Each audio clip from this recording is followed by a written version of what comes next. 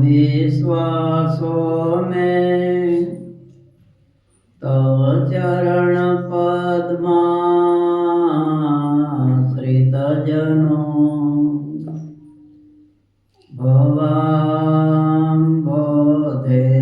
पारं व्रजति सहसा त्वत्करुणया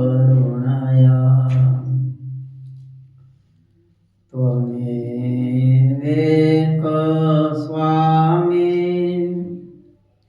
सकल जगतामेत्यपि हरे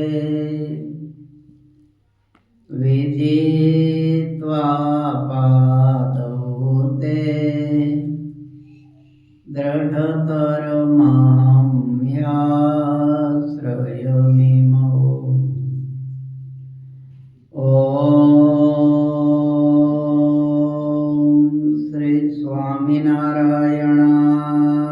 नमो नमः। श्री घनश्यामाय नमो नमः। अवतारिणे श्री हरिकृष्णाय नमो नमः। बोलो स्वामिनारायण भगवान की जय।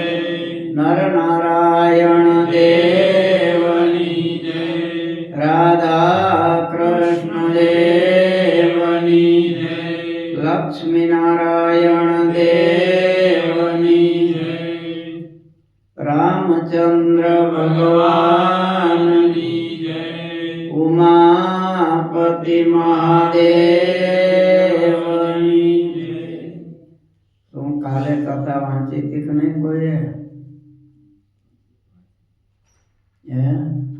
શું આવ્યું તો કથામાં?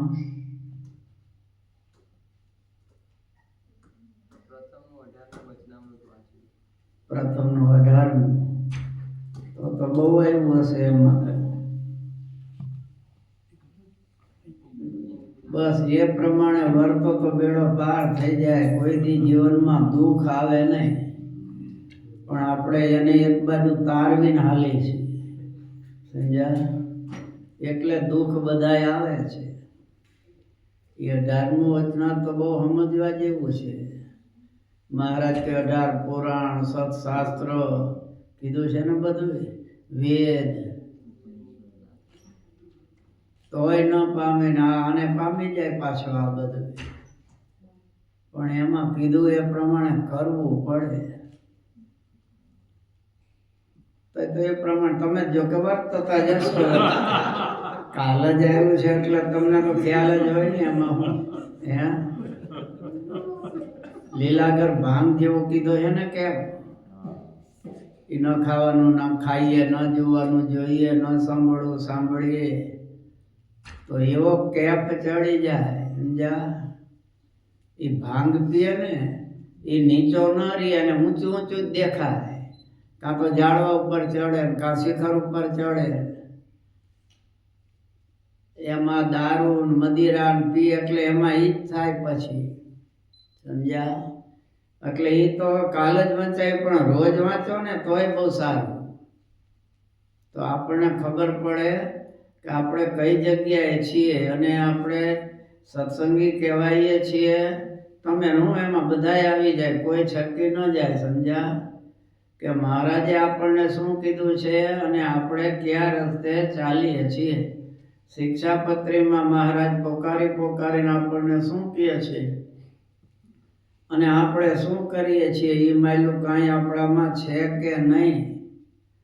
હાલો ને 100% ન હોય તો કદાચ ઠાકોરજી ચલાવી લેશે, પણ હવે 40-50% તો હોવું જોઈએ કે નહીં. એમાં ઉપાસના બાબતમાં તો મહારાજ કહે છે જરાય ચલાવી નહીં લઉં. શું મહારાજ કહે? ધર્મ નિયમમાં ખામી હશે તો એનો ખરખરો નહીં, પણ ઉપાસનામાં ખામી હશે તો એ ખામી ભાંગશે નહીં. એટલે નિષ્ઠા તો સ્વામિનારાયણ ભગવાનની, અને એમાંય પાછી સર્વોપરી ઉપાસના એ પહેલા જોશે. એ નહીં હોય તો તકલીફ થશે ઘણી, કારણ કે ઉપાસના છે એ ચોખ્ખી મહારાજ કે સમજવી. જ્ઞાન માર્ગ તો બહુ ચોખ્ખો સમજવો. તે આ જ્ઞાન માર્ગ છે કે આપણને મળ્યા એ ભગવાન કેવા છે. પછી આપણે પરમ દિવસનું તો કાલનું ન યાદ હોય, પરમ દિવસનું તો ક્યાંથી યાદ હોય. શિક્ષાપત્રીમાં જો કે યાદ રહે એવું હતું, એટલે લગભગ તો યાદ રહ્યું હશે. કઈ યાદ હતું પરમ દિવસનું?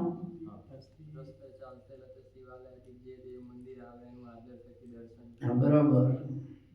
દેવતાએ ભવેદ્યસ્ય સુરામાંસ નિવેદનમ યત પુરોજાદિ હિંસા ચ ન ભક્ષ્યમ તદ નિવેદિતમ. જે દેવતા ને સુરા માંસ વગેરે અર્પણ થતા હોય તો એ દેવનો પ્રસાદ પણ ન લેવા. રસ્તામાં જતા શિવાલય આદિ મંદિર આવે તો મહારાજ કે એના દર્શન કરવા. પછી પોતાના વર્ણાશ્રમનો ધર્મ એનો ત્યાગ ન કરવો. તો બહારનું ખાય તો વર્ણાશ્રમનો ધર્મ રહે ને. એ તો બધા તમારી નાતના જ હશે ને બધા, અને કાં બ્રાહ્મણો બધા હોય. આહારની શુદ્ધિ નહીં હોય ને ત્યાં સુધી ભજન ભક્તિનું સુખની આશા ન રાખવી. શું બીજા ન મળ્યા હોય ત્યાં સુધી અહીંયા આવી ખરા, પણ અધર હાહે રહેવું પડે.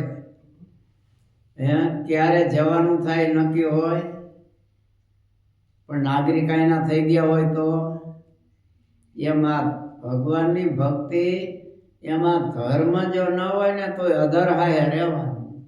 અક્ષરધામમાં જશું કે નહીં જાય, જશું કે નહીં જાય.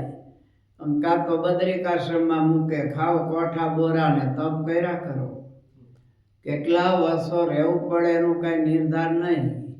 પછી અહીંયાથી ખામી હોય તો વળી શ્વેતદીપમાં કેટલાય વર્ષો રહેવું પડે. હજારો વર્ષોની વાત હોય ત્યાં તો પછી ત્યાં 100 વર્ષ 50 વર્ષની વાત ન હોય. એ રખડતા રખડતા પોળીએ લખ્યું ને 18માં, રખડતા રખડતા મહારાજ કે ભક્તિ કરી હશે એ નકામી તો નહીં જાય. એટલે કર્યું છે એનું ફળ મળશે, પણ રઝળતા રઝળતા એટલે ક્યારે મળે? 1000 વર્ષે મળે, 500 વર્ષ પછી મળે, ત્યાં લગી તો ભટકવાનું ને સંસારમાં. એટલે એ મોટી તકલીફ થાય છે. પછી મહારાજ કે કૃષ્ણ ભક્તે સ્વધર્માત્વા પતનમ યસ્ય વાક્યતઃ સ્યાત્તન્મુખા નવે શ્રવ્યા કથા વાર્તા ચ વા પ્રભુ. મહારાજ કે જેની વાણી સાંભળવાથી પોતાના ધર્મમાં ખામી આવતી હોય, ભક્તિ માર્ગમાં ખામી આવતી હોય તો એના મુક્તિ ભગવાનની કથા વાર્તા એ સાંભળવી નહીં. કારણ કે હવે જે ધર્મને માનતો નથી તો એનામાં ભક્તિ તો હોય જ ક્યાંથી. એટલે એવાના મુક્તિ આપણે એમ ન માનવું કે ગમે ત્યાં કથા વાર્તા સાંભળ ચાલતી હોય ને આ બેસી ગયા.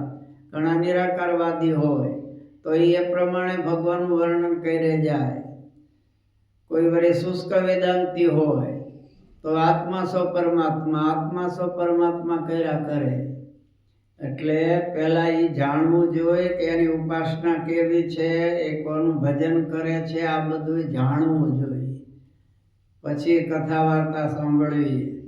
પછી મહારાજ કે સ્વરપ્રદોહ જનનમ સત્યમ ભાષ્યમ ન કરી ચિત કૃતજ્ઞ સંતવ્યો લુંચા ગ્રાહ્ય ન કસ્ય ચિત. પોતાનો અને બીજાનો દ્રોહ થાય એવું સત્ય વચન પણ બોલવું નહીં. તે ઘણા દોડાયા હોય ને, આપણે તો સાચું કહેવા વાળા છીએ, હું તો ચોખ્ખું કહી દઉં, તમને ગમે કે ન ગમે. પણ મહારાજે એમ નતું કીધું ચોખ્ખું જ કહી દો. ગમે કે ન ગમે એમ નહીં, ગમે એવું કયો. કોઈનો દ્રોહ થાય એવું વચન પણ ન બોલાય. કે છે પોતાનો બીજાનો દ્રોહ થાય, હિંસા થાય, ઉપદ્રવ થાય, સામાન્ય દુઃખ થાય તો એવું સત્ય વચન હોય તો કે છે ક્યારેય બોલવું નહીં. જે સત્ય બોલવાથી કે છે બીજાને કે પોતાને પીડા થાય એમ હોય તો એ સત્ય વચન પણ ક્યારેય બોલવું નહીં. અન્યથા તો સત્યમ એવ જ ભાષ્યમ નાનૃતમ, બાકી તો કાયમ કે છે સત્ય જ બોલવું, અસત્ય બોલવું નહીં. પછી આને લીધે એમ ન માનવું કે વાંધો નહીં, તો ખોટું બોલવાનું કીધું છે શિક્ષાપત્રી ભાષ્યમાં, એ તો બીજાનો દ્રોહ થાય એવું નહીં, કે આપણો બોલવાથી કોઈનું મોત થાય એવું હોય, એની આબરૂ જાય એમ હોય, તો એવું અહિતકારી હોય કે જેમાં હિંસા સમાયેલી હોય, તો એવું સત્ય વચન ન બોલવું. બાકી તો કે છે કાયમ સત્ય વચન બોલવું. સ્વપરદ્રોહ જનન સત્ય ભાષણ રૂપ, એ આપણામાં જે સત્ય ભાષણ રૂપ ધર્મ છે, એ બીજાને દુઃખ થાય એવું સત્ય બોલે તો એ આપણે ધર્મના રસ્તો ચૂક્યા છે ને અધર્મના રસ્તે ચાલ્યા છીએ એમ એને કહેવાય છે. ભાગવતમાં પણ કીધું છે ક શેમ પર નિજ પરયો કિયાનો અર્થ સ્વર પ્રદ્રોહા ધર્મેણ, કે છે બીજાનો દ્રોહ થાય અથવા તો પોતાને દુઃખ આવે એવું સત્ય વચન બોલવાથી શું લાભ? એમાં કોઈ લાભ છે નહીં. કે છે યાજુષ બ્રાહ્મણમાં કીધું છે સયઃ સત્ય વદતી યથા અગ્નિ સમિધમ ઘૃતેન અભિષિંચતે. સત્ય જ બોલવું કે છે. સત્ય બોલે એ યજ્ઞનો કુંડમાં અગ્નિ હોય, સમિધ હોય, અને એમાં ઘી નાખતો જાય, જેમ એ અગ્નિ પ્રદીપ્ત થતો જાય એમ એમની શક્તિ વધતી જાય છે, એને સુખ વધતું જાય છે, શાંતિ વધતી જાય છે, આનંદ અંદર હૃદયમાં વધતો જાય છે. અને જે અસત્ય બોલે છે તો કે છે અગ્નિ તો છે પ્રદીપ્ત, સમિધે છે, પણ એમાં ધીમે ધીમે પાણી નાખતો જાય ઘીને બદલે, તો શું થાય? અગ્નિ ઓલાઈ જાય, ધુવાણો થાય. એમ કે છે અસત્ય બોલે, અસત્ય બોલવાથી એનામાં તમો ગુણ વધે છે, તમો ગુણ વધવાથી દુઃખ આવે છે. એ પ્રમાણે ભાગવતમાં મોક્ષ ધર્મને વિશે, મહાભારતમાં વગેરે બધી જગ્યાએ બતાવ્યું છે. અનૃતમ તમસો રૂપમ તમસા નિયતે યદઃ, કે છે ખોટું બોલવું તે તો અંધકાર રૂપ છે, ને અંધકાર રૂપથી કે છે અધપતન એનું થાય છે. અમુક જગ્યાએ દાન ધર્મમાં એવું પણ મહાભારતમાં બતાવ્યું છે કે આટલી જગ્યાએ ખોટું બોલો તો દોષ નહીં, પોતાના પ્રાણ જાય એમ હોય સાચું બોલવાથી, તો ખોટું બોલવાથી પ્રાણ બચાવી લ્યો. કારણ કે તમે હશો, તમારા પ્રાણ હશે તો ખોટું બોલ્યા હોય એનું તો પ્રાયશ્ચિત કરી શકાશે, પણ તમે જ નાશ પામી ગયા પછી શું કરી શકશો? એટલે કે છે પોતાના પ્રાણ જાય એમ હોય અથવા બીજાના પ્રાણ જાય એમ હોય ને ખોટું બોલવાથી બચાઈ જાય તો એ બોલવામાં કોઈ પાપ લાગતું નથી. ગુરુને માટે ખોટું બોલવું પડે, પત્નીની પાસે ખોટું બોલવું પડે તો એમાંય કોઈ દોષ લાગતો નથી. વિવાહના કાર્ય હોય, મેં ઓલું કીધું તું ને, અમારો હીરો જોઈ લ્યો, મીઠાની તાણ છે તેમ ચોકઠું બેહે ક્યાંય. એટલે એવા કાર્યમાં થોડું ઘણું કે છે ખોટું બોલાય તો એમાં પાપ લાગતું નથી. પોતાની સંપૂર્ણ આજીવિકા જતી હોય તો એના માટે ખોટું બોલીને બચાવવામાં પણ કોઈ દોષ લાગતો નથી. એ જ પ્રમાણે ભાગવતમાં સર્વમ નેત્ય નૃતમ બ્રૂયાત સદુષ્કૃતિ શ્વસન મૃતઃ, કે છે કાયમ ખોટું બોલે તો જીવ તો મરેલો કીધેલો છે, પણ આટલી જગ્યાએ ખોટું બોલે એમાં પાપ ન લાગે તો સ્ત્રી શું, નર્મ, મસ્કરીમાં, વિવાહના કાર્યમાં, આજીવિકા બચાવવા માટે, પ્રાણ સંકટમાં હોય ત્યારે, ગાયને માટે, બ્રાહ્મણને માટે, હિંસા જે કાંઈ અહિંસા છે ખોટું બોલવાથી કે છે એને કોઈ દોષ લાગતો નથી. મોક્ષ ધર્મને વિશે કીધું છે સત્યમ વાચમ અહિંસા ચ વદેત ન પરવાદિનીમ, કે છે સત્ય બોલો, પણ કે છે બીજાને દુઃખ થાય એવું હોય એવી વાણી ક્યારેય બોલવી નહીં. કલકા પેતમ, આમ છાતીમાં લાગી જાય એવા શબ્દો ન બોલવા. ઝઘડા બધા થાય એનું કારણ શું છે? સમજ્યા? આ છે ને બધું શબ્દો એવા ઉચ્ચારે. સાસુ હોય તો વહુ આવ્યા હોય પછી સાસુને પોતાનું કંઈક હોય તો ખરું ને, પછી ઓની ભૂલ થાય એટલે કહે છે તારી માં મીઠું નાખવા જ ભૂલી ગઈ છે, તમે નાખી દો ન ખાતું હોય તો. એની માં ભૂલી ગઈ છે પણ તમે માં તો છો જ નહીં એમના, તો તમે નાખી દો ન ખાતું હોય તો. એટલે આવા શબ્દ ન બોલવા. સમજ્યા? ઓલો દરજી હતો, એ દરજી એક પટેલને ત્યાં સીવવા ગયો. આને રીંગણા બહુ ભાવે, રીંગણા કુણા માખણ જેવા પટેલની વાડીના આવ્યા. આ કે છોકરા દિયાવને જાને ઘેર અને કહીજો ભરીને રીંગણાનું આજ તો શાક કરે અને બાજરાના રોટલા બનાવે. કે ભલે. એને જે રીંગણા આપ્યા તો અને હવે ભીંડો સુધારી નાખેલો. એટલે એને એમ થયું કે હવે ભીંડો સુધારી નાખો બગડી જાય, એ જમાનામાં કાંઈ ફ્રીજ તો હતા નહીં.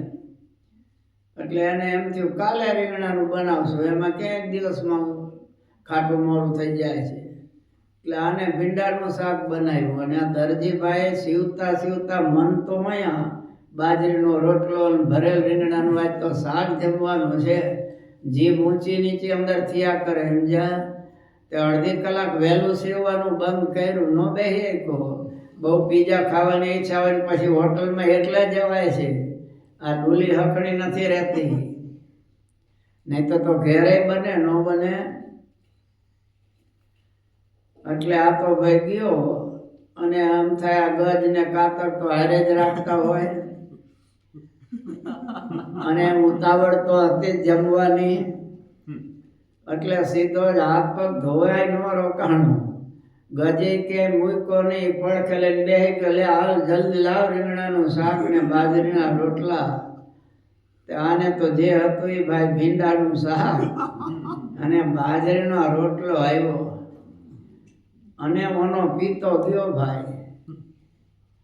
પડખે પડ્યો તો ગજ લઈને એક જીકો કૂવો નથી જોયો, કૂવામાં પડને. એમાં આને બરાબર લાગી આવ્યું કે મેં ભૂલામાં શું કરી નાખી એવી મોટી. ગજ માર્યો ને તે હાથ પડી પાછી કૂવામાં. એ કૂવામાં પડી પછી હવે બધી ભાઈ માથાકૂટ થઈ તો મરી ગઈ ડૂબીને. પોલીસ આવ્યા અને આ ભાઈને રાહોદા કર્યા. પછી કોર્ટ જજ પાસે લઈ ગયા. કેટલા ટાઈમ સુધી વકીલના ખર્ચા થયા, જેલમાં જવું પડ્યું, 10-12 વર્ષ જેલમાં રહ્યા. પછી માન છૂટ્યા. આ રીંગણાનો ઓળો એને કેટલામાં પડ્યો ભાઈ. કેટલા દિવસ ગયા, કેટલા રૂપિયા બરબાદ થયા.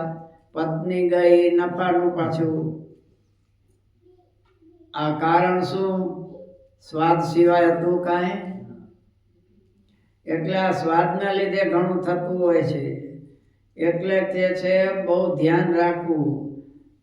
હંમેશને માટે સત્ય બોલવું, પણ કોઈને વાણી બોલવાથી દુઃખ થાય, અંદર આઘાત લાગે એવા શબ્દો કે છે ક્યારેય બોલવા નહીં.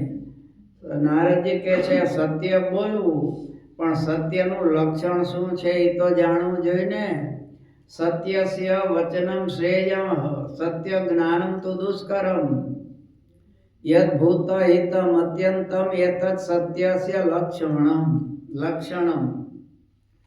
નારદજી કે છે સત્ય બોલવું એ કલ્યાણને કરનારું વચન છે, પણ સત્ય કોને કહેવાય એ સમજવું બહુ કઠિન છે. જેમાં દરેક જીવનું હિત સમાયેલું હોય એને સાચું સત્ય કીધેલું છે.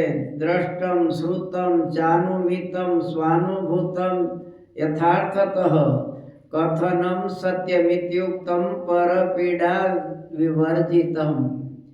કે છે જોયેલું, સાંભળેલું, અનુમાન કરેલું, પોતે અનુભવેલું યથાર્થ હોય તોય પણ કે છે એ સત્ય એ કહેવાય કે પાળકાને પીડા કરે એવું ન હોવું જોઈએ. અને ત્યાર પછી કે છે લુંચા ગ્રાહ્યાન કસ્યચિત, લાંચ ન લેવી.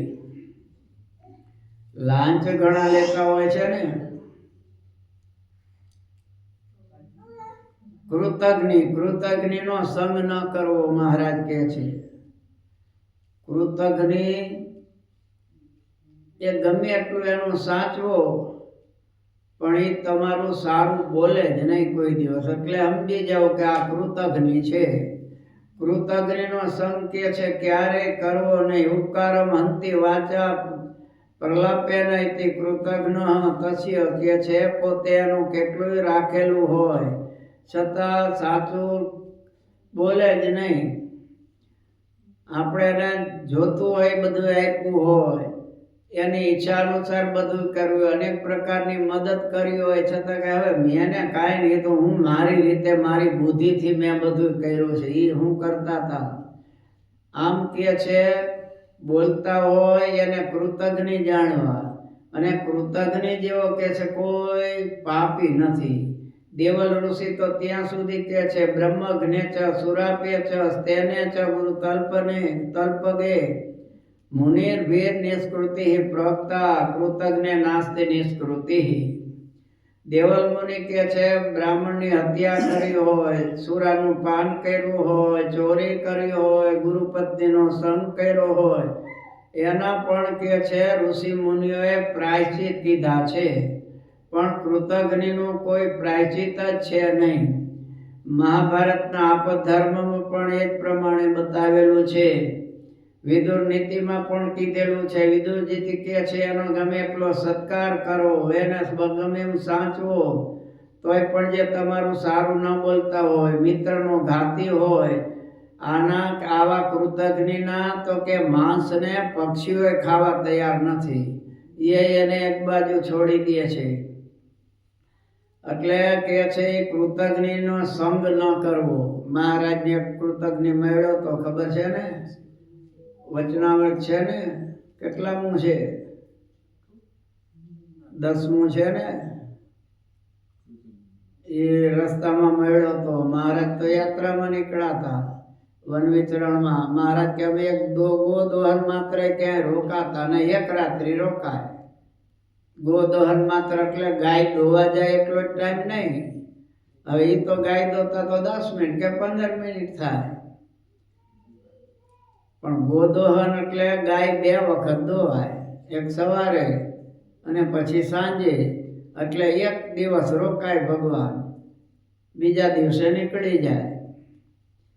તોય પણ મહારાજને એમ થયું કે હવે આ માંદો છે, કોઈ સેવા કરનારો નહીં. એ એકલો તો નહોતો, સાથે બીજા યાત્રિકો હતા, પણ આને લોખંડ પેટ બેસનું હતું, એટલે હાલી શકે એવો નહીં, અશક્ત થઈ ગયો.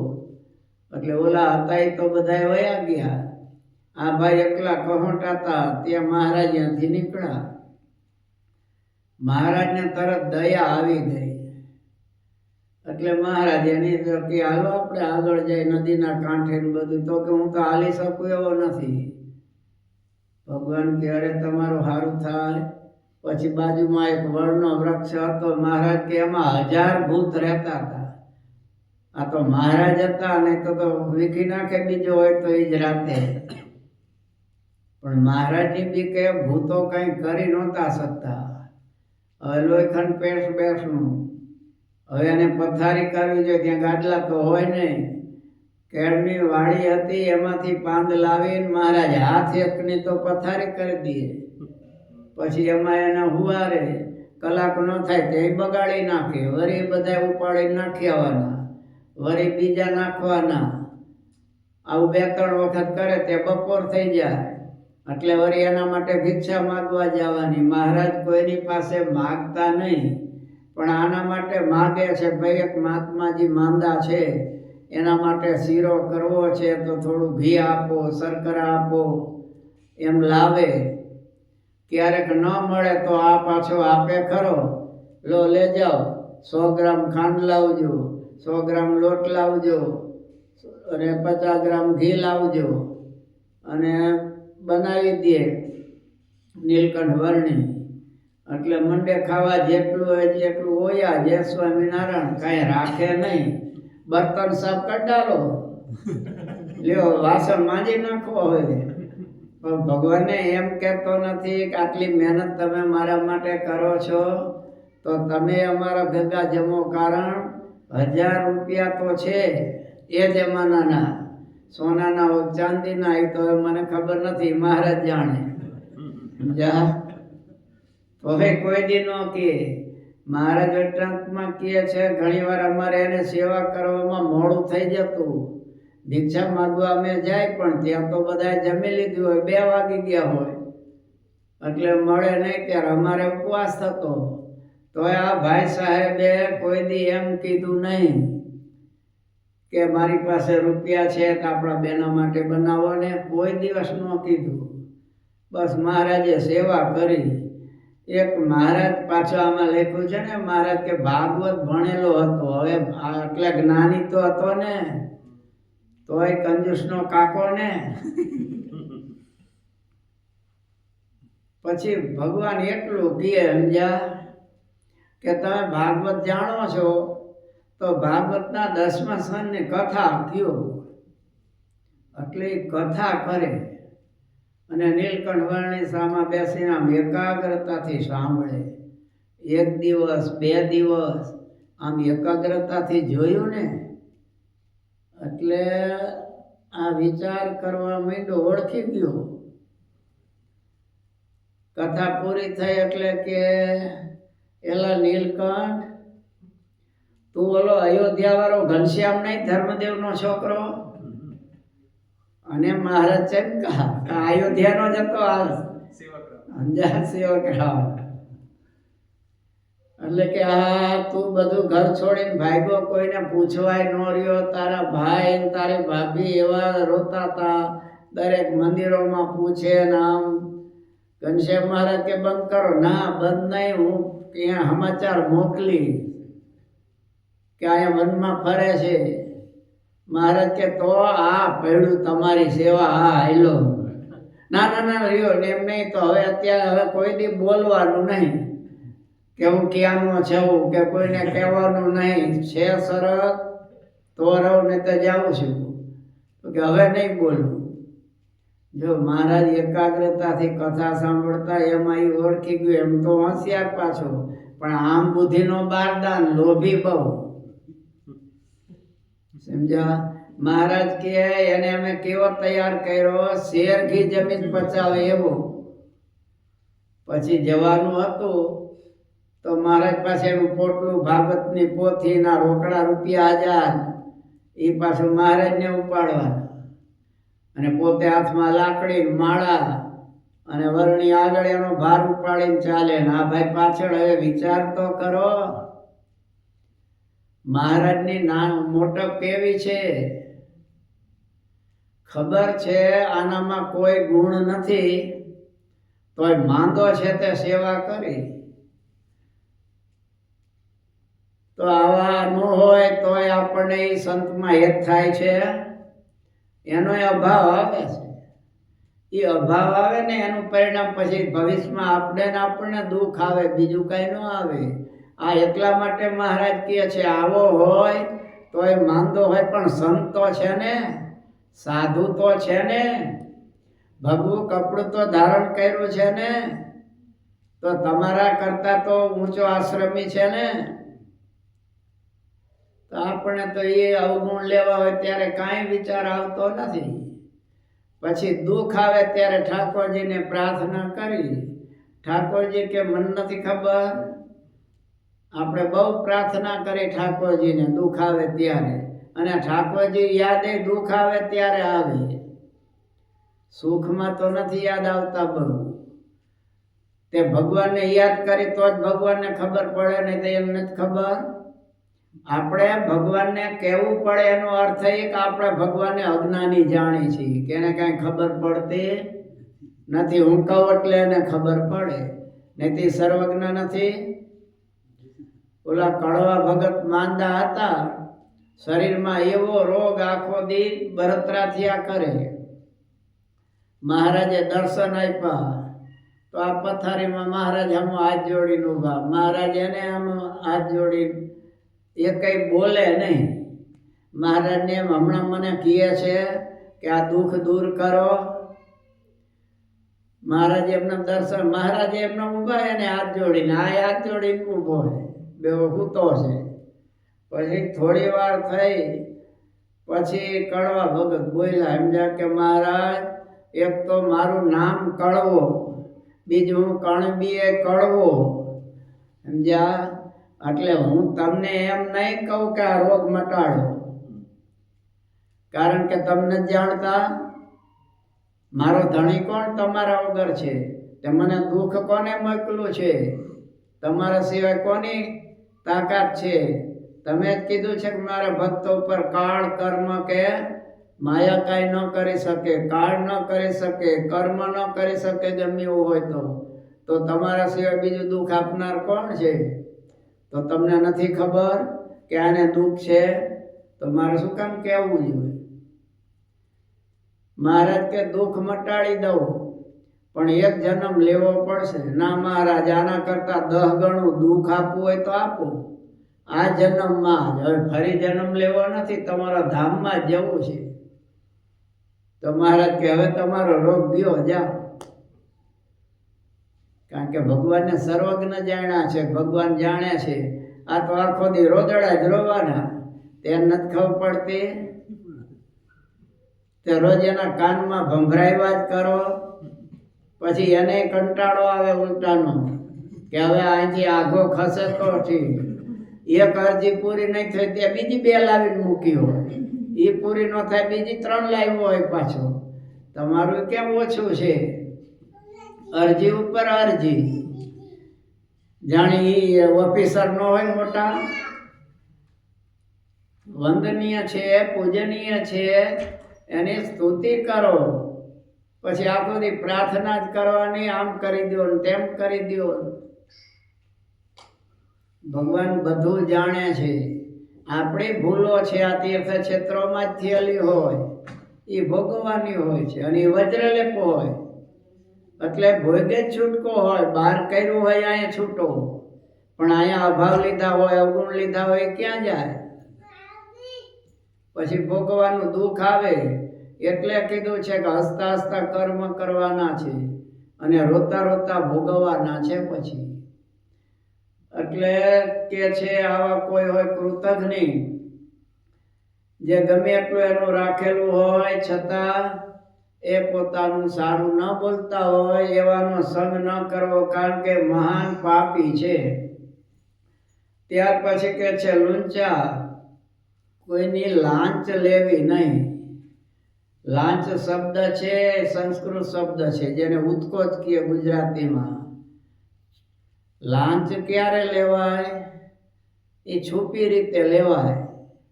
પગાર છુપી રીતે ન લેવાય. લેવાય કારણ કે આપણે હકદાર છીએ, એ જાહેરમાં લઈ શકીએ. પણ લાંચ લેવી હોય તો તરત આમ જોઈ લઈ, કોઈ દેખતું નથી ને. તે લાંચ ન લેવી એનો અર્થ એક દેવી પણ નહીં, બે એમાં આવી જાય છે. એટલે કે છે કોઈની લાંચ લેવી નહીં. લાંચ લેતા હોય અને યાજ્ઞવલ્ક્ય કે છે રાજાએ ખબર પડે એટલે બધાની વચ્ચે એને લૂંટી લેવું, એનું લઈ જ લેવું બધું, જેથી એ જોઈને બીજા કોઈ કરે નહીં લાંચનો ધંધો. અત્યારે મોદીએ એ બધું આદર્યું છે. અત્યારે બધાને પકડે છે ને એ રૂપિયાના કરોડો રૂપિયા નીકળે છે, રૂમના રૂમ ભરેલા. પછી કે ભાઈ તમારો પગાર કેટલો, કેટલા વર્ષ નોકરી કરી, તો આ આવ્યું ક્યાંથી? ત્યારે ભાઈની ખબર પડે કે શું કરી લીધું તું. એ પછી બધું હવે કાઢે છે બધું. અને એ તો ગમે ત્યારે એ લાંચનું દ્રવ્ય છે કે અનિતિનું દ્રવ્ય છે ને, મૂળ હોય એ લઈને જાય. એટલે મહારાજ કહે છે કોઈની લાંચ ક્યારે લેવી નહીં. ચોર પાપી વ્યસની નામ સંઘ પાખંડી નામ તથા કામી નામ ચ ન કર્તવ્યો જનવંચન કર્મણામ. ચોર હોય, પાપી હોય, વ્યસની હોય, આવાનો કામી હોય, આવાનો કે છે ક્યારે સંગ કરવો નહીં, લોકોને છેતરનારો હોય. ચોર એટલે કે પારકાનું દ્રવ્ય ચોરીને લેનારો હોય. પાપી એટલે પ્રાણીઓની હિંસા કરનારો હોય. વ્યસની, વ્યસન તો અનેક પ્રકારના કીધેલા છે. ચોપાટે રમવું, પતે રમવું, મૃગલા કરવી એટલે હિંસા કરવા જવું વગેરે અનેક વ્યસનો છે. ભાંગ પીવી, અફીણ છે વગેરે કે છે લેવું. અત્યારે તો કેટલીય જાતના નશાકારક નીકળ્યા છે, એટલે એવા બધા જે માણસો હોય એનો સંગ ક્યારે કરવો નહીં. માર્કંડેય પુરાણમાં કીધું છે, અતિ ઉન્મત્ત હોય, વિવેક વગરનો હોય એવાનો પણ સંગ ન કરવો, એની સાથે મૈત્રી ન રાખવી. કે છે આવા જે માણસો હોય એનો સંગ કરવાથી આપણને પણ ક્યારેક મુશ્કેલી આવે છે. હંસગીતામાં પણ કીધું છે, યદિ સંતમ સેવેતે, જો તમે સત્પુરુષોનું સેવન કરશો તો સુખી થશો. ખરાબનો સંગ કરશો તો જેમ સફેદ વસ્ત્ર જે રંગમાં બોળો એવો એમાં રંગ ચડે, એમ જેવાનો સંગ કરશો એવી તમારી બુદ્ધિ થવાની. મહાભારતમાં આરણ્ય પર્વમાં પણ કીધું છે, બુદ્ધિશ્ચ હિયતે પુંસામ નિચય સહ સમાગમાં મધ્યમે મધ્યતામ યાતિ શ્રેષ્ઠતામ યાતિ ચૌતમે. કે છે જેવાનો સંગ કરો તમે એવી તમારી બુદ્ધિ થાય છે. મોટા સારા માણસનો સંગ કરશો તો બુદ્ધિ સારી થશે, નીચ લોકોનો સંગ કરશો તો બુદ્ધિ અધમપણાને પામશે. મધ્યમ લોકોનો સંગ કરશો તો મધ્યમ થશો, શ્રેષ્ઠ પુરુષોનો સંગ કરશો તો બુદ્ધિ શ્રેષ્ઠ થશે. સ્કંદ પુરાણ વાસુદેવ મહાત્મા એમાં પણ એક પ્રમાણે કીધું છે, યાદ્રસમ યસ્ય સંગસ્ય સત્શાસ્ત્રાણામ વા નૃણામપી બુદ્ધિસ્ય તાદ્રસી તસ્ય કાર્યો તો ન સતામ હિસહ. કે છે જેવાનો સંગ કરો શાસ્ત્રનો છે કે સંતોનો છે એવી તમારી બુદ્ધિ થાય છે. માટે હંમેશા સત્શાસ્ત્રનું સેવન કરવું, સત્પુરુષોનો સમાગમ કરવો, પાપી પુરુષોના સંગમાં ક્યારેય આવવું નહીં, નહીતર એનું આપણે પ્રાયશ્ચિત કરવું. પાપીને જે પ્રાયશ્ચિત થાય એ જ પ્રાયશ્ચિત એના સંગ કરનારાને કરવું પડે છે. હવે બૃહસ્પતિ તો ત્યાં સુધી કે છે સંગ ન કરવો એટલે એક સયાસનમ પંક્તિ ભાંડ પક્કનમ અન્નમ મિશ્રણમ. કે છે એક સયામાં એની સાથે સૂવું નહીં, પંક્તિ એક સાથે એને જમવા એની પાસે ન બેહવું. કદાચ જમવા બેસી ગયા તો ઊભા થઈને બીજે વયું જવું.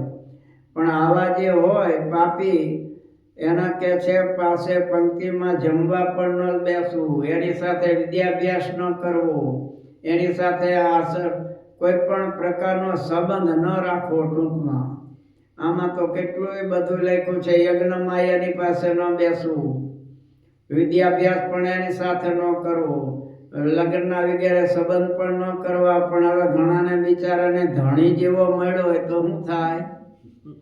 એટલે આવી ઉપાધિ આવે ઘણી વાર. પછી ઠાકોરજીને પ્રાર્થના કરવી પડે કે હવે આની બુદ્ધિ કંઈક હારી કરો. એમ એકલી પ્રાર્થના કરવાથી ન થાય, સમજ્યા?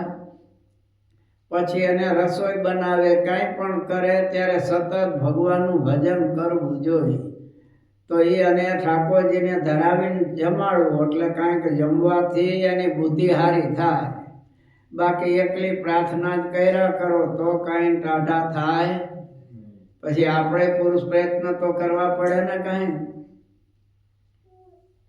એટલે કે છે આ વિદુર નીતિમાં પણ કીધું છે, દરેક જગ્યાએ આ પ્રમાણે બતાવ્યું છે કે મદિરાપાન કરનારા હોય, પરસ્ત્રીનો સંગ કરનારા હોય, દંભી હોય, ચોરી કરનારા હોય, આવાનો સંગ ક્યારે કરવો જ નહીં. ભક્તિવા જ્ઞાન માલંબ્ય સ્ત્રી દ્રવ્ય રસ લોલુભાહ પાપે પ્રવર્તમાના સ્યુઃ કાર્યસ્તેષાં ન સંગમઃ. તેમજ કે છે ભક્તિ અથવા જ્ઞાનનું આલંબન લઈને સ્ત્રીમાં લોલુપ રહેતા હોય, રસાસ્વાદમાં લોલુપ રહેતા હોય, આ ભક્તિનું જ્ઞાનનું આલંબન લઈને તો બધુંય થઈ શકે એમ છે, સમજ્યા? અધર્મના રસ્તે પણ જઈ શકાય છે અને ધર્મના રસ્તે પણ ચાલી શકાય છે. એટલે કે છે ભક્તિનું અથવા જ્ઞાનનું આલંબન લઈને સ્ત્રીમાં, દ્રવ્યમાં, રસાસ્વાદમાં આવા પાપમાં પ્રવર્તતા હોય એવાને ઓળખીને એના સંગનો ત્યાગ કરી દેવો, નહીતર આપણને એનો મહાન દોષ લાગે છે. ભક્તિનું જ્ઞાન આલંબન શું લે? આજ તો હું હૂતો તો તે ભગવાને ઘનશ્યામ મહારાજ મને દર્શન આપ્યા. ભગવાન કે પીઝા ખાવાની ઈચ્છા છે પણ મને તો પીઝા બનાવતા આવડતા નથી. ઓલો પ્રેમી ભક્ત હોય તો હું ઘેરથી લઈ આવું, બનાવી લાવું, વાંધો નહીં. અને ઓલો બિચારો દોડતો જાય, પીઝા બનાવી લાવો. ઘનશ્યામ મહારાજ કીધું તું લ્યો, ઘનશ્યામ મહારાજને ધરાવો. ઘનશ્યામ મહારાજ તો ટાઢો રોટલો ખાવા તૈયાર છે પ્રેમી ભક્તનો. ભગવાન કઈ સ્વપ્નમાં આવીને એમ કહે, પણ આવું બાનું કાઢે. સમજ્યા? બ્રહ્માંડ સ્વામીએ લખ્યું છે, સમજ્યા? એવાના લખણ. સ્વામી કે એક કોઈ ભગત આવ્યો અને કે છે આ ગોળ, આ લોટ અને આ ઘી ઠાકોરજી માટે લાડુ બનાવીને જમાડજો. તો મહાત્મા શું કે છે, ઘૃત शर्करा चाहिए मेरे लालजी को, गोड़ बहुत गर्म जनावता है. हमारा लालजी ने तो साकर घी ना लाडू भावे, गोड़ छे ने लालजी ने गरम पड़े छे. अरे તમારું હારું થાય, લાલજી ને ગોળ ગરમ પડે. ખાવું હોય પોતાને અને લાલજી ના બાના દઈ દે. સમજ્યા? આમાં તો બહુધા અમારું જ હોય ને, અમારા વાળા ત્યાગી વર્ગ જ બધા. એમાં કઈ તમારા માયલાત ન હોય, તમને કોણ આપે? આ તો અહીંયા ત્યાગીને આ બધું મળે. એટલે કે છે ભક્તિનું અથવા જ્ઞાનનું આલંબન રહે. અથવા તો ભક્તિમાં શું કે, ભક્તિમાં આપણે મહારાજે કીધું ને, જે સ્વામિનારાયણ નામ લેશે તેના બધા પાતક બાળી દેશે. છે નામ મારા શ્રુતિમાય અનેક, સર્વોપરી આજ ગણાય એક. મહારાજ કે સ્વામિનારાયણ નામ એવું છે જેના નામ લે એટલે બધા પાતક. જો મહારાજે જ કીધું છે એટલે આપણે પાપ કરો વાંધો નહીં, મહારાજનું નામ લઈ લે, ભગવાનનું ભજન કરવું એટલે બધું બળી જાય. એ તો મહારાજ બહુ દયાળુ છે. મહારાજ દયાળુ તો છે જ, સમજ્યા? પણ સાથે સાથે ઓલાય છે. એકલા દયાળુતા રાખે એવા નથી. સમજ્યા? એ એવું જોવે ત્યાં ખીજાય એવાય છે પાછા. એ તો બે રાખવું પડે ને એમને તો. એટલે આવી રીતે કે છે, કાં તો નામનો આવતી શક્તિ પાપીની દહને અરે તાવત કરતું ન શકનોતી પાતકમ પાતકી જન. આવી રીતે બૃહદ વિષ્ણુ પુરાણ છે, એમાં આ શ્લોક છે કે પાપી માણસ, ભગવાનનું નામ છે એમાં એટલી બધી શક્તિ છે પાપ બાળવાની કે પાપી માણસ એટલું પાપે કરી શકતો નથી. એટલે પછી આ વાત લઈ લઈએ કે આ શ્લોક બોલે પાછા આ પાકો કરી લઈએ. આવા હોય ને કપટી, જેવો આમાં કહ્યું છે બૃહદ વિષ્ણુ પુરાણમાં, તમે પાપ ગમે એવા કરો તોય તમે એટલા બધા પાપ કરી શકતા નથી. એકવાર કૃષ્ણનું નામ લ્યો કે ભગવાનનું નામ લ્યો એટલે બધા પાપ બળી જાય. એટલા આપણે પાપ નથી કરી શકતા. આમ જો આ પુરાણમાં લખ્યું છે, માટે હવે થોડું ઘણું એવું વ્યભિચાર કરીએ કે ખોટું કરીએ તો ભગવાનનું નામ લ્યો એટલે બળી જશે. આમ ભક્તિનું બાનું કાઢે. પદ્મ પુરાણમાં કહ્યું છે, નામનો બલાત યસ્ય ચ પાપ બુદ્ધિ ન વિદ્યતે તસ્ય યમે વિશુદ્ધિ. કે છે આમ નામનું બાનું લઈ અને જે પાપ કરે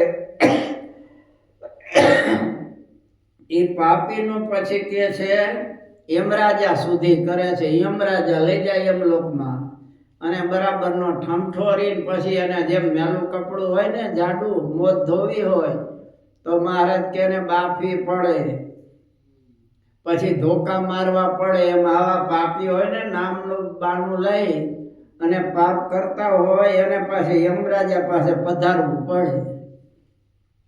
સમજ્યા? અને અહીંયા પછી ઠમઠોરે બરાબર તો જ મેલ જાય ને. એટલે મહારાજ કહે છે ભક્તિનું બાનું લે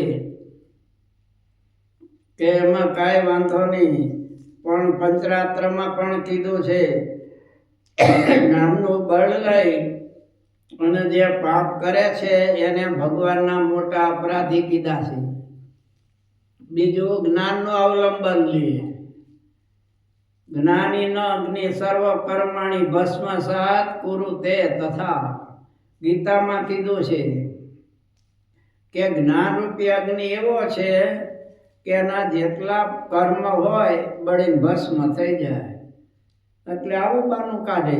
જો ગીતામાં જ કીધું તમે ગમે એવા કર્મ કરો પણ જ્ઞાન તમને હોવું જોઈએ કે હું આત્મા છું.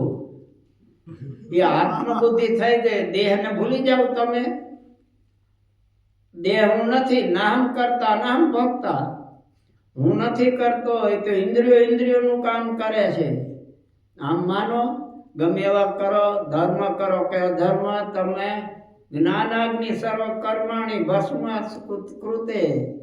જ્ઞાનરૂપી અગ્નિ તમારી પાસે હોય જે બધું બળીને ભસ્મ થઈ જાય. ગમે એવા કર્મ કરો, કાંઈ રે નહીં, કાંઈ ભોગવવું પડે નહીં. આમ બાનું કાઢે. સમજ્યા? આવી રીતે કે છે જ્ઞાનનું બાનું લઈને વર્તતા હોય પાપમાં, એવાનો ક્યારે સંગ ન કરવો. મોક્ષ ધર્મમાં પણ કીધેલું છે કે આવા ધર્મ ભ્રષ્ટ હોય, કામ ક્રોધ લોભ મદ આ અંતશત્રુથી પરાભવ પામેલા હોય તેવામાં કે છે સંગ ન કરવો. બુદ્ધિશાળી હતા, બ્રહ્મ જ્ઞાની હતા, એવા પણ મહાન ઋષિઓ છે એ ખોટા રસ્તે ગયા છે તો એને દુઃખ આવેલું છે. આમાં વાત કરી છે વિશ્વામિત્ર અને વશિષ્ઠની. ત્રિશંકુનો પુત્ર હરિશ્ચંદ્ર, એના માટે બેને ઝઘડો થયો. હરિશ્ચંદ્રનું યશ ગવાય. હવે એની કથા તો તમે સાંભળેલી છે એટલે એ બહુ નથી કહેતો. એ વેચાવવું પડ્યું એને. વિશ્વામિત્રે બધું કર્યું. સમજ્યા? બે આ ગુરુના ઝઘડામાં વશિષ્ઠ અને આ, અને પછી એ હેરાન એવા થયા, બે બાયજા. છેવટે એવા બાયજા, ઓલો કે તું બગલો થા, બગલા જેવો બગ ભગત છો. કા કે તું કાગડા જેવો છો, કાગડો થા. બે પક્ષી થયા. પક્ષી પાછા ભગવાને હું કર્યું કે એક જ ઝાડવા ઉપર થયા. અહીંયા આખી જિંદગી બાયજા બે. જા કરેલા કર્મ તો ભોગવવા પડે ને. પછી આમાં લખ્યું છે મિત્રા વરુણ્યોર જગને ઉર્વશી તપ પ્રપિતામહ, કે તારા પ્રપિતામહ છે એ મિત્ર અને વરુણ, એના ઉર્વશીને જોવાથી એનું તેજ સ્ખલિત થયું અને એમાંથી પછી આ ઉત્પન્ન થયા. તેમજ કે છે મહાન બ્રહ્મજ્ઞાની હતા સૌભ્રી મુનિ. અંતર્જલે વારિચર પ્રસંગાત પ્રત્યુત બ્રહ્મ ચિરમ ધૃતમ. આજે સૌભ્રી મુનિ મહાન જ્ઞાની હતા, ધર્મનિષ્ઠ હતા.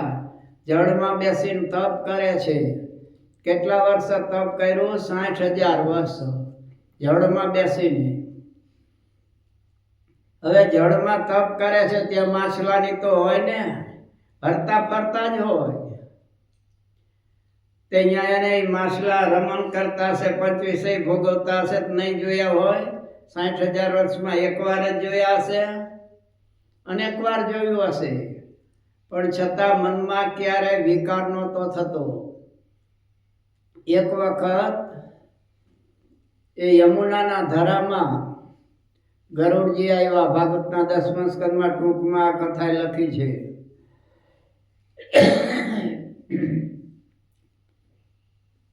ત્યાં ગરુડજી મોટો માછલો એનો ખોરાક છે લઈને વયા જાય. પાછળ એના બચ્ચા હોય, એની પત્નીઓ હોય, એ બધા રોકકળ કરે, દુઃખી થાય. એ આ જોઈ શકે નહીં સૌભ્રી. એક દી ગરુડજીને કીધું કે તમારે અહીંયા યમુનાના ધરામાં આવવું નહીં. કે ભાઈ મારો ખોરાક છે, મને ભૂખ લાગે મારે આવવું જ પડે ને. નહીં આવવાનું, પણ કે મારો ખોરાક છે. જીવો જીવસ્ય જીવનો, મતલબ મારો એક ખોરાક મારે ખાવો પડે. તો ઋષિ ખીજાઈ ગયા, હું તમને શાપ આપું છું, આ યમુનાના ધરામાં હવે જો તમે પ્રવેશ કરશો તો તમારું મૃત્યુ થઈ જશે. આ કાળી નાગ એટલે રહ્યો તો અહીંયા કાંઈ ગરુડજી નહીં આવી શકે, એટલે એ શાપ આપ્યો. હવે સામે ગરુડજી તો ભગવાનના ભક્ત છે, એ શાપ આપી હક, પણ એને એમ થયું કે હવે સંત છે એના જેવું આપણે નથી થવું, ચલો ને એ વયા ગયા. પણ એ ગરુડજીને આ શાપ આપ્યો ને એ ભગવાનથી સહન ન થયું. ભગવાન પોતાનો અપરાધ સહન કરી લે, પણ સંતનો અપરાધ કર્યો હોય ને એ સહન ન કરે. આ તીર્થ ક્ષેત્રનું પાપ ભોગવે છૂટકો. એ ગરુડજીનો અપરાધ કર્યો, ભગવાનથી સહન ન થયો. પરિણામ એ આવ્યું કે એક દિવસ એ માછલો માછલાના રક્ષા માટે પોતે કરતા હતા. એ જ માછલાનું રમણ જોયું અને વિકાર થયો કે હવે આ તો રહી ગયું આપણે સુખ ભોગવવાનું. આ ભાઈ ઊભા થયા, હાલો લગ્ન કરી લઈ ભેરા ભેરા, એમાં હું. પણ હવે આને 60 વર્ષ તો જળમાં તપ કરેલું. સતયુગની આ કથા છે એટલે લાખ વર્ષની આયુષ હોય ને, 50 ઉપર તો વયા ગયા 60 સુધી. પછી લગ્ન કરવાના વિચાર થયા. હવે આને આપે કોણ? રહેવાનું તો કાંઈ છે નહીં, જળમાં તપ કરે છે, આશ્રમે બાંધતો નથી. હવે ચામડી હાથીની શું, હાથીના ઓલા શરીર જેવી થઈ ગઈ છે, દાઢી વધી ગઈ છે. હવે આને કોણ આપે કન્યા? પછી આને વિચાર કર્યો, જેના બાપને જાજી દીકરી હોય અહીંયા જવાય, અહીંયા એકાદી 80-85 તો આપી દે આપણને, સમજ્યા? એટલે આ ભાઈ સાહેબ શ્રીમાન સૌભીભાઈ ઉપડા, ભાઈ જ કહેવાય ને. હવે ઋષિ ક્યાં? હવે લગ્ન કરવા જાય છે, જોવા માટે જાય છે. રસ્તામાં હેલા જતા હતા, લોકો આમ પ્રણામ કરે, સૌભરી મહારાજ. આ ઓલા જળમાં બેસીને તપ કરતા હતા, કોઈ દી પધરામણી ન જાય કોઈની, આવા તપસ્વી. એટલે પગે લાગે. એમાં કોઈએ પૂછ્યું, ક્યાં જાઓ છો? તો કે માંધાતા રાજાને ત્યાં કોઈએ સમાચાર આપ્યા, તમારા મોટા ભાઈ કેમ સૌભરી મુનિ તમારી અહીંયા પધારે છે. તો રાજા તો રાજી થઈ ગયો કે આવા ઋષિ ક્યાંય જાય નહીં, સામેથી મારે ત્યાં પધારે છે.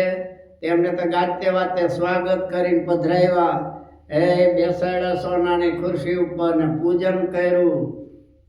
અમને એમ થયું કે જળમાં તપ કરતા હતા એટલે હવે આશ્રમ બાંધવો હશે, તે 1-2 એકર જમીન જોતી હશે તો આપણે આપી દઈશું, એમાં શું વાંધો છે? ભલે પધાર્યા, હાથ જોડ્યા.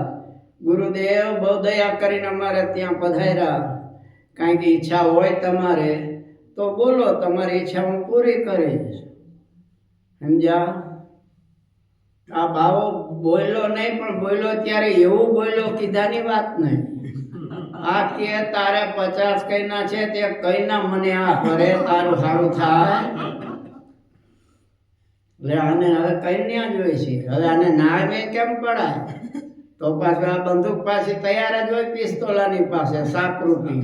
સાપ આપી દે તરત જ. પેલા તો હું કામ કીધું, જે જોઈએ આપવું. હવે આ વિશ્વામિત્રએ કર્યું હતું ને દશરથ મહારાજાને, મહિનો તો પેલા રઘુકુલ રીતિ સદા ચલી આઈ, પ્રાણ જાય અરુ વચન ન જાય. હવે રામ માંગ્યા તો ના પાડે છે. અહીંયા એવું થયું, હવે ના તો પાડી શકાય નહીં. એટલે કે એમ કરો ઋષિ મહારાજ, મારે 50 કન્યા છે, એટલે તમે કાલે આવજો અંતપુરમાં. મારી જે કન્યા તમને વરવા તૈયાર થાય એની હારે તમને પરણાવી દઈશ. બીજું શું કે કાંઈ વાંધો નહીં. આ એને આશ્રમમાં ધર્મશાળામાં ઉતારો આપ્યો, જમવાની વ્યવસ્થા કરી દીધી. આ ભાઈને ઊંઘ ન આવી રાતે હોય ને તો ધ્યાન કરતા રાતે. પણ હવે તો ધ્યાન કરે ને ઓલી કન્યા યાદ આવે, કાલે મેળવવાની છે. હવે આવા શરીરમાં તો આપે નહીં, કોઈ કન્યા તૈયાર થાય નહીં. વિચાર કર્યો, કન્યા કામયતે રૂપમ, કન્યા રૂપમાં મોહ પામે. તો આપણે રૂપ તો હવે કરવું કેવી રીતે? પછી યાદ આવી ગયું, આપણી પાસે તપ પડ્યું છે 60 વર્ષનું, સમજ્યા? ધ્યાન કરીને વૈકુંઠમાં પહોંચી ગયા. 12 વાગેલા, બોલા રાત્રિ થયેલી ભાઈ, એટલે ભગવાન તો પહોંચ્યા હતા. એટલે લક્ષ્મી કે શું પધાર્યા છે સૌભરી મહારાજ? કે ભગવાનને મળવું છે, હવે કાલે આવજો ને. અરે કાલે આવજો ને, અર્જન્ટ કામ છે મારે અત્યારે ને અત્યારે. વળી લક્ષ્મીએ જગાડ્યા. ઉઠો ને, બોલો મહાત્માજી કે છે અર્જન્ટ કામ છે ને, કઈ કામ હશે. ભગવાન કે હું ઋષિ મહારાજ બોલો, અત્યારે આટલા બધા સંધ્યા કરવી જોઈએ, વંદન કરવાના સમયે તમે ધક્કો ખાધો, મોડા આવ્યો તો હું, સવારે આવ્યો તો હું, ના આ તો અર્જન્ટ કામ છે. તો કયો શું છે? તો કે તમારા જેવું રૂપ આપો. ભગવાન કે તમારી જટા તો જુઓ, તમારું શરીર જુઓ, જળમાં બેસીને તપ કર્યું છે. હવે આ બધો મેલ કાઢતા 6 મહિના લાગે, છતાં હું કરું, મફત તો ન થાય ને. પાવડર લાવવો પડે, લાલી લગાવવી પડે, હાબુ દેવો પડે, એમનેમ થાય? તો મારી પાસે તપ પડ્યું છે, એમાંથી 20,000 નો ચેક આપી દઉં, ચાલો 20,000 વર્ષનું તપ લઈ લ્યો. ભગવાન કે જાઓ, સવાર થતા થઈ જશે. આ સૌભરીભાઈ સવારમાં જાગ્યા ને ભાઈ, ત્યાં દાઢું બાઢું વયું ગયું. હે જુવાનિયા થઈ ગયા ભાઈ, 15-20 વર્ષના હોય ને એવા રૂપાળા. કન્યાઓને તૈયાર કરી, આ બાજુ રાજાએ સિપાહીને કીધું સૌભરી ઋષિને બોલાવતો આવ. એટલે ઓલો તો આમ ધર્મશાળા આટા મારે. આ એક જુવાનીઓ કોક બેઠો છે, ઓલા દાઢીવાળા ઋષિ ક્યાં ગયા? તો કે ભાઈ અહીંયા સૌભરી ઋષિ હતા ને. કે હું ના, મેં આજે જોયા હતા, કૂપડા જેવી દાઢી હતી. આ તો તમે કોક જુવાનિયા છો ભાઈ, ઈ જ હું છું. તો હાલો મહારાજા બોલાવે છે. આ ગયા ભાઈ અંકુરમાં, 50 કન્યાઓ ગોળ ઊભી છે. આ સૌભરીભાઈ વચ્ચે ઉભા રહ્યા. એકને જુએ ત્યાં બીજીને ભૂલે, એકને જુએ ત્યાં બીજીને ભૂલે. આ ઋષિની કન્યાઓ, આ રાજાની કન્યાઓ પણ આનું રૂપ જોઈને મોહ પામી ગઈ. એક કે મારા લાયક છે, હું આને લગ્ન કરી. બીજી કે નહીં હું કરી. ત્રીજી કે હું કરી. રાજા કે બાજુમાં બધીને ભણાવી દો, મારે એમથી ભણાવી તો છે. આ બધીને ફેરા ફેરવી દીધા, આગળ એન્જિન ને પાછળ 50 ડબ્બા, સમજ્યા? અને આ ટ્રેન ઉપડી પણ ઊભી ક્યાં રાખવી? સ્ટેશન તો જોઈને. અહીંયા કઈ સ્ટેશન બેશન તો હતું નહીં. એમના માયલા ગયા, યમુનાના ધરા પાસે લાવ્યા. આ કન્યાઓ બધી કે મહારાજા સાહેબ, આપણી રાજધાની કેટલે દૂર છે? તમે આવ્યા છો તે રથ, પાલખી કે સૈન્ય આવું કઈ લાવ્યા? હવે આ મનમાં કે અહીંયા ગામમાં ખોયડું નથી, સીમમાં ખેતર નથી, ને આને વળી રાજધાની જોઈ છે. તો કે તમને જો પાણીમાં ન ફાવે તો આ ઝાડવા ઘણા છે અહીંયા વનમાં, આની નીચે એક એક જગ્યાએ બેસીને તપ કરજો. હે, અને આના પીતો ગયો રાજકન્યાઓનો. શું કીધું? તપ કરવા લાવ્યા છો અહીં અમને? એમ નહીં ચાલે. તો હું કામ અમારા બાપ પાસે આવ્યા હતા? અમારે તો રાજને યોગ્ય સામગ્રી જોશે. આવામાં નહીં ફાવે. રાજમહેલ જોશે, બધાને ખાવાની પૂર્ણ સામગ્રી જોશે, રાચરચેલું બધું જોશે. આ કે બેહો કરું હવે ઘરે. આને ધ્યાન કર્યું ભાઈ, પાછા ગયા. 1 વાગેલો બપોરનો, અને ઠાકોરજી પોઢેલા. લક્ષ્મી કે બોલો બાવો આવ્યો પાછો. ભગવાન કે હવે એને દોડાદોડી જ કરવાની છે. માન શાંતિથી યમુના ધરામાં ભજન કરતો તો હવે એ સંસારી થયો. હવે તમારી જેમ હવાર પડ્યો નથી, પોર્ટફોલિયો લેતી નથી, સાંજે માન ઘરે આવીને હવે હવારે પાછું ભાગવાનું. બાકી બેહો અહીંયા, હાલો 12 વાગ્યા લગી શાંતિથી. આપણે વાંધો નથી કથા કરવાનો. બેહી શકશો? તો હું કામ ઘોડે ચડ્યા હતા? અહીં કઈ દુઃખ હતું? અને હજી આવું હોય તો કોઈ ના પાડે છે? પણ હવાય છે કે આવવા દો, આવવા દો. શું ઋષિ મહારાજ કેમ પધાર્યા ફરી વાર પાછા? તો કે પ્રભુ ઓલું તમને રૂપ આપ્યું ને તો રાજાની બધી કન્યાએ મને વરમાળા પહેરાવી દીધી. હવે એ લોકો કહે છે કે અમારે રાજમહેલ જોઈ રહેવા માટે. ભગવાન કે તમને ખબર છે ઋષિ મહારાજ લોખંડના ભાવ કેટલા છે, કોન્ક્રીટના ભાવ કેટલા છે, મજૂરીના કડિયાના કેટલા ભાવ છે ખબર છે? કે વાંધો નહીં લ્યો 20,000 વર્ષનું તપનું ફળ હાલો છે કપાડતી. ભગવાન કે જાઓ થઈ જશે 50 બંગલાની એક મોટો સભા મંડપ.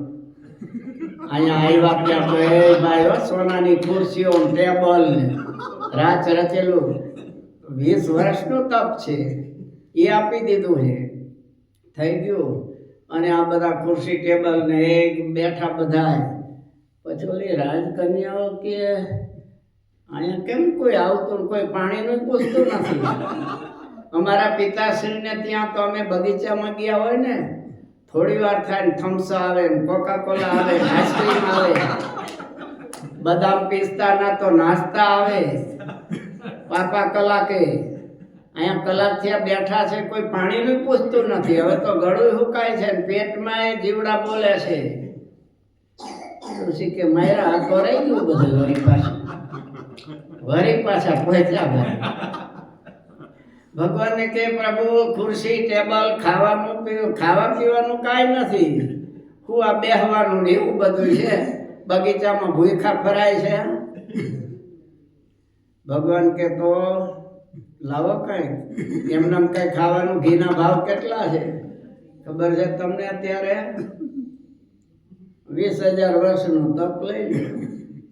કે ભગવાન કે જાઓ બધી સામગ્રી થઈ જશે, પણ હવે તમારું બેલેન્સ પૂરું થયું છે, હવે ચેક ફાડશો નહીં, નહીતર સીધી 6 મહિનાની જેલ જો પાછો ચેક ફેર્યો તો. કે હવે નહીં આવું, આ જાઓ તો હવે પધારો. અહીંયા ખાવા પીવાનું બધું થઈ ગયું ભાઈ. અને તપ તો હતું જ, બ્રહ્મ જ્ઞાની હતા. પોતાના બ્રહ્મ જ્ઞાનના ભક્તિના પ્રભાવથી પોતે 50 રૂપે થયા અને 50 પત્નીના મહેલમાં રહ્યા. અને હવે તો સંસારમાં જોડાઈ ગયા. નાનું કુટુંબ સુખી કુટુંબ. ફક્ત ખાલી 5,000 પુત્રો થયા. મોદીને ખબર પડે તો કેવું આકરું લાગે. એકને જ 5,000 અત્યારે આ કળિયુગમાં હોય તો. આ મુસલમાનોને છે તોય કંટાળ્યા છે હિન્દુઓ કે હવે આનું ઓછું કરો કાંઈ, ક્યાં લગી આમના 5,000 થયા. ભગવાનને ચિંતા થઈ. નારદજીને કે જા ને સમજાવ કાંઈ કે ઇતિ અલમ કર, હવે ક્યાં લગી સંસારમાં. નારદજી આવ્યા ભાઈ.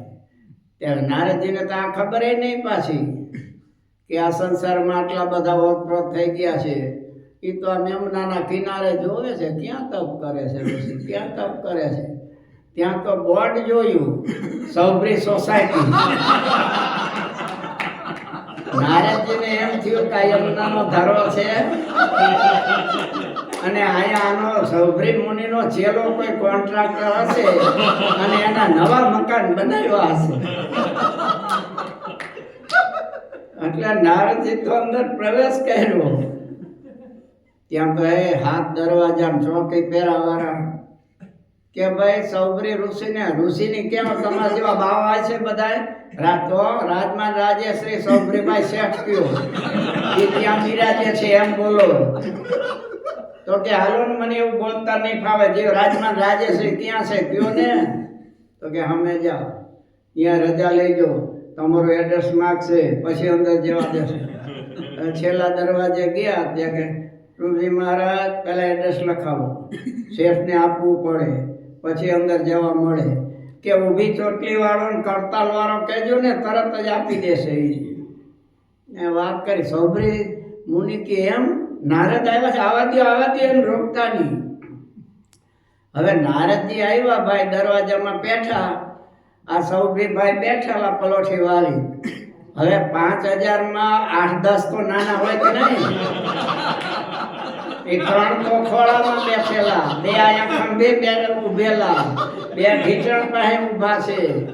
નારદજી તો આ સૌભાઈ તો માન ઉભા થઈ ગયા, બેને આમ નાખ્યું, બેને આમ નાખ્યા. એ આઘાર્યો ઋષિનું મારે સ્વાગત કરવું જોઈએ, તમે કહો હવે. ઓલા કે બાપુજી બાપુજી, અરે બાપુજી વારી ના, મારે ઋષિ આવ્યા છે, એનું સ્વાગત કરવું કે તમને હસવું? એ બે ચાર તો આડાવડા પડી ગયા ભાઈઓ. અને રણછોડજી દોડ્યા, નારદજીને ભેટા. નારદજી કે વાહ ઋષિ મહારાજ, તમારે તો ઉના જેવું થયું, બોલી કહેવત જેવું, છોકરા મારા શાલિગ્રામ, બૈરી મારો ગુરુ, કોની પૂજા કરું? આવીને બેસાડ્યા. નારદ મુનિ કે ઋષિ મહારાજ આટલા માટે તપ કર્યું હતું? તમે કેવા બ્રહ્મ જ્ઞાની, અને આવા સંસારમાં આટલા બધા આસક્ત થઈ ગયા? કાંઈક મનથી વિચાર કરો. વિચારથી વાત તો સાચી, ખોટું તો કર્યું. તો કે હાલો તમારી હારે જ નીકળી જ જાઓ. ત્યાં ઊભા હતો, ઓલી 50 આવીને બેરે ક્યાં જવું? આ પરોજણ 5000 ની કરી એનું કોણ કરશે? એને ભણાવવા ગણાવવા લગ્ન કરવા બધું કોણ કરશે? તમે જાઓ, ન જવા દો, અહીંયા ને અહીંયા રોકાવ. હવે તો ઋષિ કે હવે તો ગમે એમ થાય, રોકાવાનો નથી. તો તમે ન રોકાવ તો અમારે અહીંયા રહેવાની ક્યાં જરૂર છે? આ પરોજણ તો તમારી ને, અમે હારે આવશું. મહારાજે આ દ્રષ્ટાંત આપ્યું છે વચનામૃતમાં. પછી સૌભરી મુનિની સાથે એમની પત્નીઓ ગઈ. માફ કરજો, ટાઈમ થઈ ગયો વધારે, કાલે પાછું જોબ કરવા જવું હોય. પણ આ સૌભરી ઋષિની કથા જ એવી છે. એટલે પછી મહારાજ કે એની પત્નીઓ સહિત છેલ્લે ભગવાનને ભૈજાન મોક્ષ થયો. પણ એને એ વખતે શું કીધું? અંતર જલે વારીચર પ્રસંગાત પ્રત્યાવિતમ બ્રહ્મ ચિરમ ધૃતમ. મેં મેળવેલું બ્રહ્મ જ્ઞાન, લાંબા સમયથી મેળવેલું તપ કે છે, આ માછલાના રમણમાં મેં ગુમાવી બેઠો. પછી ભગવાનનું ભજન કરીને પાયમાં છે. એટલે મહારાજ કે છે જ્ઞાનનું કે ભક્તિનું આલંબન લેતા હોય એવા પુરુષોનો ક્યારેય સંગ કરવો નહીં. સહજાન સ્વામી મહારાજ. શ્રીપતિમ શ્રીધરમ સર્વદેવેશ્વરમ ભક્તિધર્માત્મજમ વાસુદેવમ હરિમ માધવમ કેશવમ કામદમ કારણમ શ્રી સ્વામિનારાયણમ નીલકંઠમ ભજે. સહજાન સ્વામી મહારાજ.